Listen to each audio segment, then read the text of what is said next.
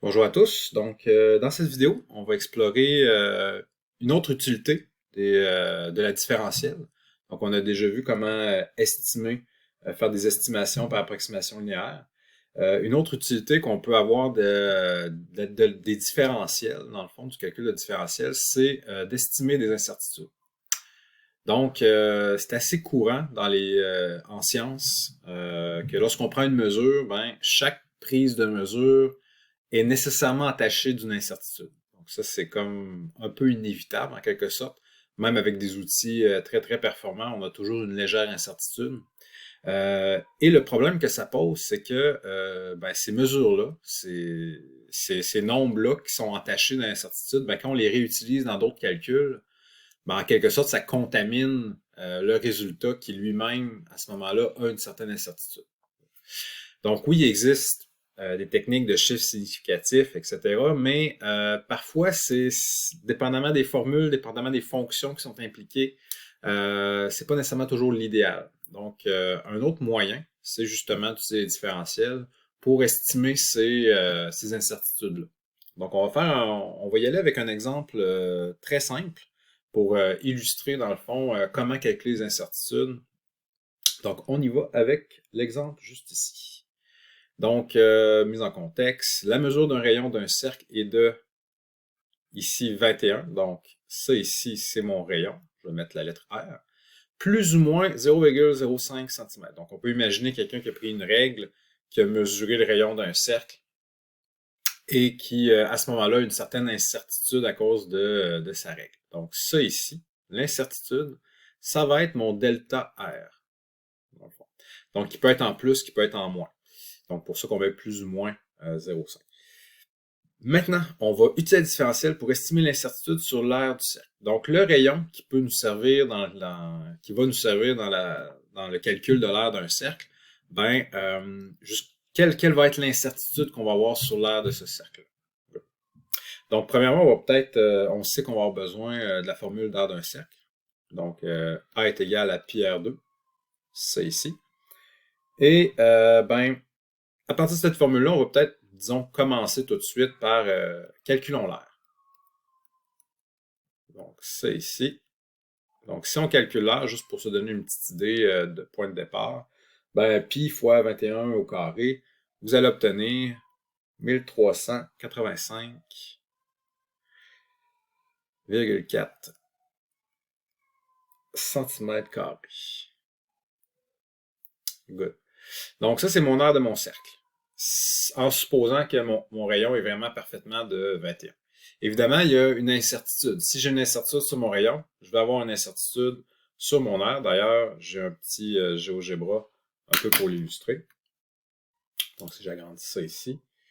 Donc, ici, j'ai un cercle. C'est pas parfaitement la mise en situation. J'ai mis un rayon de 10 pour que la courbe soit plus intéressante visuellement.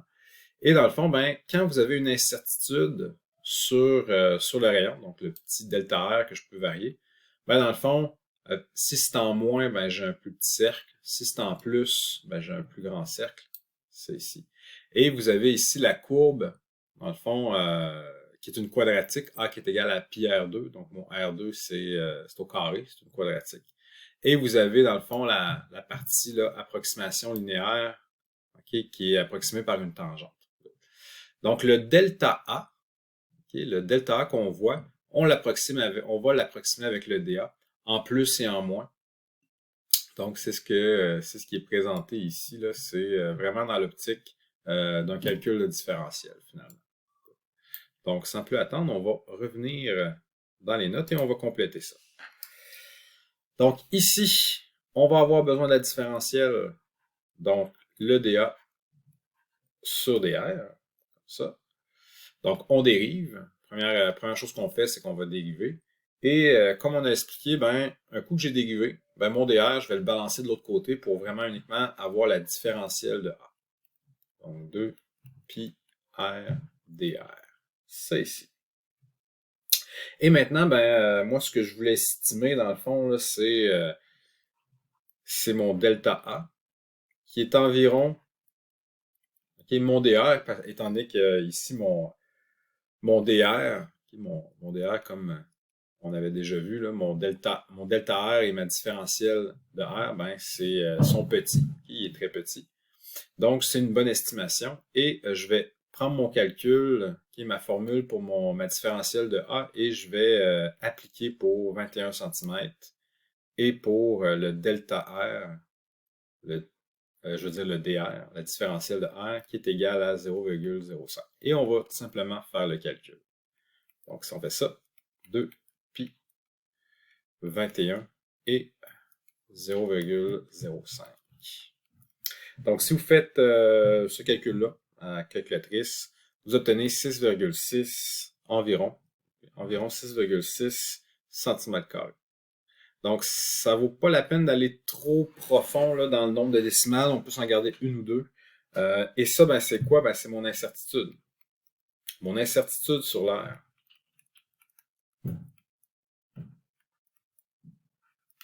Donc, ça ici.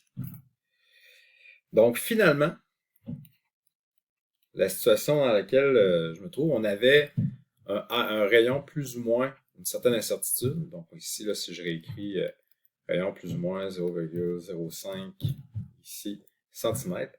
Et ce que ça nous a provoqué finalement, ben, sur mon air, plus ou moins son incertitude environ, ben, j'ai 1385,4 plus ou moins 6,6 cm². Et ben maintenant, si jamais j'ai besoin de réutiliser mon air dans un autre calcul, ben maintenant j'ai mon incertitude sur mon air et je pourrais refaire le même processus pour toujours avoir une certaine idée de l'incertitude avec laquelle on travaille. Donc ça termine la vidéo.